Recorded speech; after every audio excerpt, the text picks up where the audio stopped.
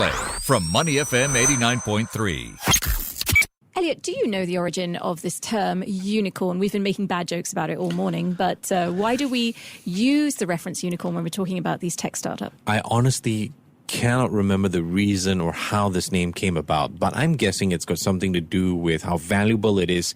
It's so valuable, it's hard to come by, just like a unicorn. Well, because you know I love my research. I'll just fill you in. Eileen Lee, a venture capitalist in Silicon Valley, and she coined it in 2013 when she wrote a post on TechCrunch. Now, the idea was that they were still a rarity in those days. So a unicorn is a mythical creature, and it's supposed to be rare. But we talk about unicorns all the time. They're not seeming so rare. In fact, Southeast Asia might see the rise of more than 20 unicorns over the next decade, with up to 8 from the fintech and specialty e-commerce sectors. Interesting you brought that up, because according to a recently released 2019 internet report by growth equity firm Asia Partners, at least half of these 20 unicorns will go on to pursue initial public offerings. And really, if you look at it, it's based on China's growth over the past decade. Yeah, of course. Asia Partners is also predicting that the most number of unicorns, about 3 to 4, will emerge from categories such as fintech and e-commerce. And then there are newer categories as well, like online health, e-commerce, logistics, and online travel. They're all expect to see growth as unicorns as well. Yeah. The analysis also projects an additional $400 billion US dollars of public equity value that will be generated as the region catches up to China in terms of the market cap to GDP ratio. Yeah, and I wouldn't be surprised if it ends up being even more than that. Sure. So can we ever spot a unicorn, and how can one know if they're investing in the right startup? What happens when unicorns become so common? Do we come up with another name? Well, exactly. Let's find out from our guest in the studio this morning, Brook Supanusonti, co-founder and managing director of Asia Partners. Brook, good morning and welcome. Hi, good morning, everyone. So we've kind of defined a unicorn, but to give us a little bit more context, what does it take to become a unicorn other than a magical spell? No, absolutely. Apart from having a horn, typically the valuation of these startups should be worth more than $1 billion US dollars to be classified as a stereotypical unicorn. Okay. But as you mentioned, they are few and further between, right? Yeah.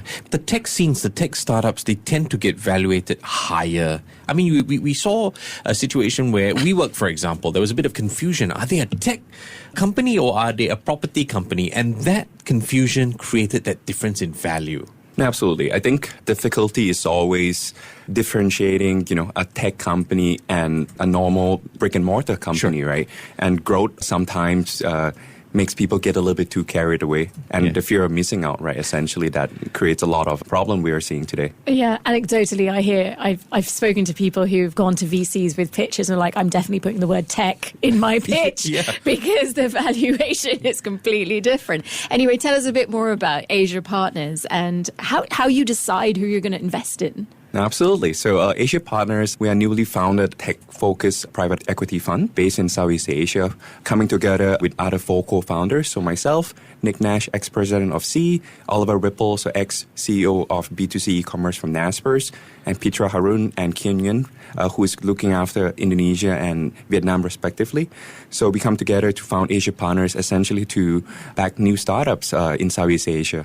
Brook, could you give us some examples of who Asia Partners has invested in? And I'm more curious as to where these people are located. Absolutely. So we founded a company earlier this year, and we made our first investment in this company called Red Doors, which is an affordable aggregator of 2 to 3 stars accommodations. Okay. So based in Southeast Asia. So they're a pan-regional company, headquartered in Singapore, but with presence in Indonesia, Vietnam, going to Thailand, already in Philippines, so on and so forth.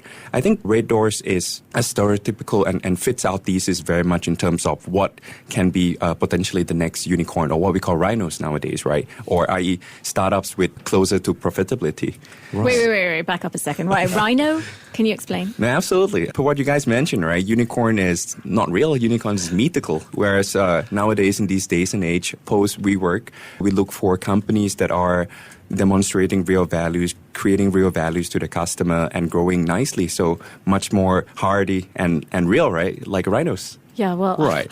although I'm very worried about the existential crisis we face with rhinos and extinction, but that's a whole different thing. You wouldn't want to go there. We can talk about this offline, I'm sure.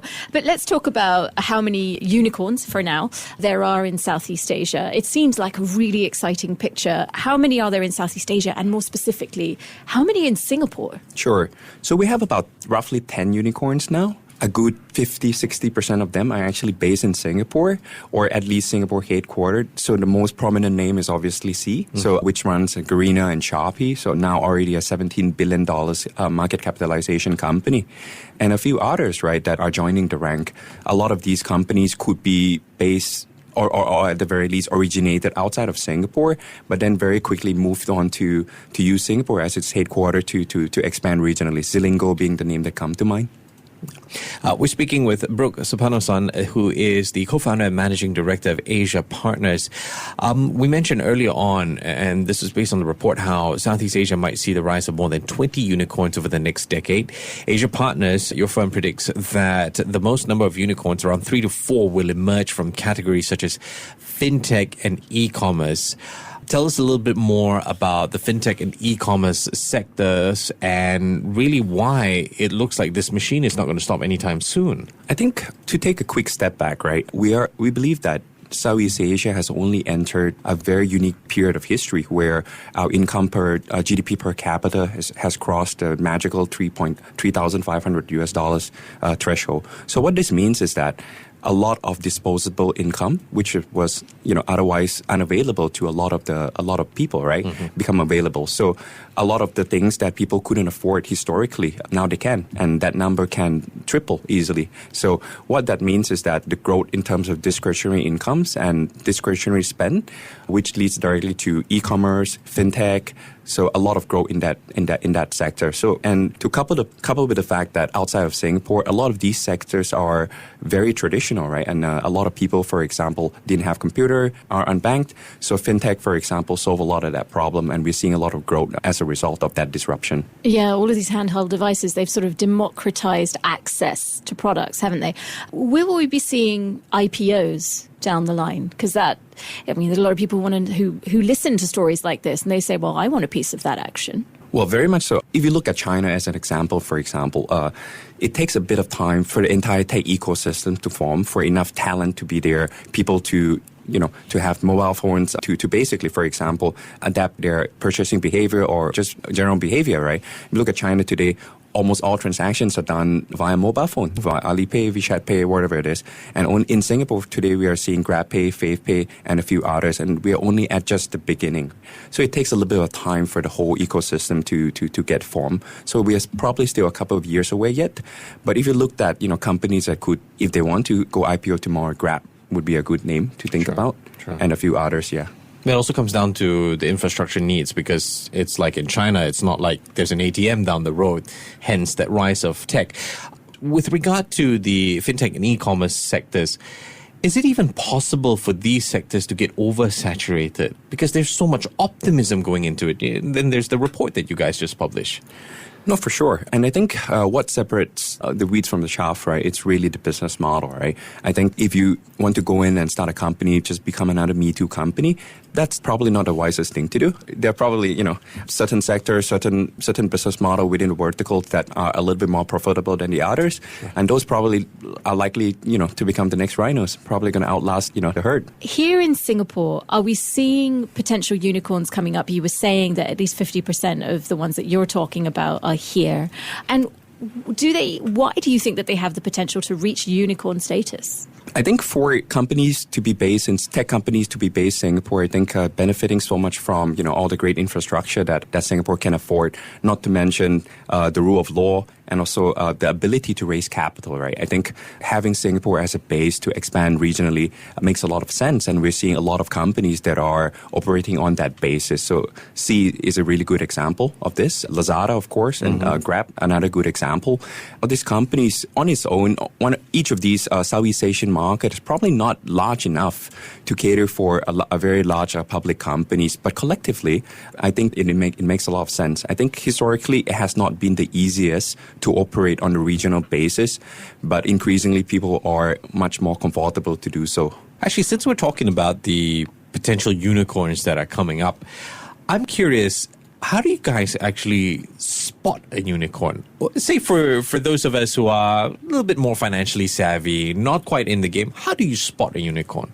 A lot of unicorns are also growing animals, right, essentially. So there are signs, high growth, good unit economics, good profitability, serving in the right sector with very large addressable market. Okay. These are some of the 3-4 things, right? But as always, there's associated risk, right? A lot of these guys, like I mentioned earlier, a lot of the, quote unquote unicorns we are seeing in our part of the world are in the business that involve a lot of execution risk. So ride hailing, for example, this involves, going to markets, going to create a network of drivers and passengers in each of these markets. Mm-hmm. And doing so is not easy, right? I think that's why maybe Grab became much more obvious as a unicorn candidate after they outlasted Uber, for example. Okay, and since you brought up Uber, I'll take it back to earlier this year. Uber IPO'd, Lyft over in the US IPO'd, but their bosses came out to say, hey, we're not going to be profitable for a while more. Yes, that might have affected the IPO price, but still there was that positive sentiment around it. There's still like, oh yeah, this is worth investing in. What do people see that regular guys like us don't? Well, I think, to be fair, I think the market has spoken quite a fair bit, right? Especially after, we talked about the WeWork saga. So when Uber happened, that was the first big exit of the private company in a long time, especially unprofitable ones. Yeah. And if you look at the stock price of Uber today, I think the market has spoken, right? And has not done quite as well. And I think that's why a lot of the wisdom in the public market today is really that the company needs to have a sustainable business model, profitable unit economics, and good growth, right? Not just, large market, I can burn, and that would work. I learned a new phrase today, uniconomic. Say it again. I couldn't even wrap my mouth around that. Uniconomics. Uniconomics. Yeah. So describe that to us. How is it different?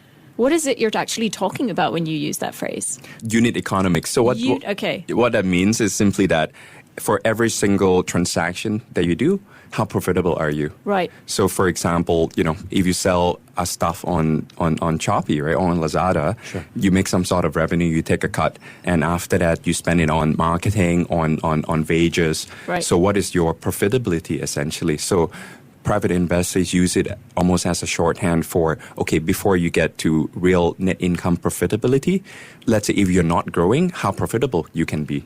Right. So it wasn't an amalgamation of the word unicorn in economics. However, it seems like a very specific idea in economics that you apply to these types of business models. And I think that's very relevant. Obviously, unicorns can fail as well. And what's interesting about Asia Partners is you're not just about investing. You also are doing the advisory. You're also very much on top of the business. How on top of the business do you have to be? I think we really have to be on top of the business, right? We call ourselves a hyperactive investor almost. Right, okay. I think that comes from our slightly unique background of being what we call investor operator. So each of the co-founders have had both operational experience and investing experience in tech companies and also in tech startups, right? Okay. So a lot of the companies, especially in a part of the world, are going through a lot of growing pain, expanding regionally, building the team, the management structure, how would your compensation structure should look like, the board structure, the governance around it. A lot of these, they don't really teach you in school, right? So we, at the very least, have seen a little bit of that successful examples. And what we would love to do is, to impart some of these key learnings, some of the mistakes we have made in the past to the new generation of startups. I wanted to expand a little bit on Manish's question, and having all this experience that you guys bring to the table, what are some of the failures that happen where unicorns are concerned? And as an investor, how do you mitigate that? How do you deal with it? A lot of the failures, in fact, the most important cause of failures for a startup is actually cash, right? Or the lack thereof.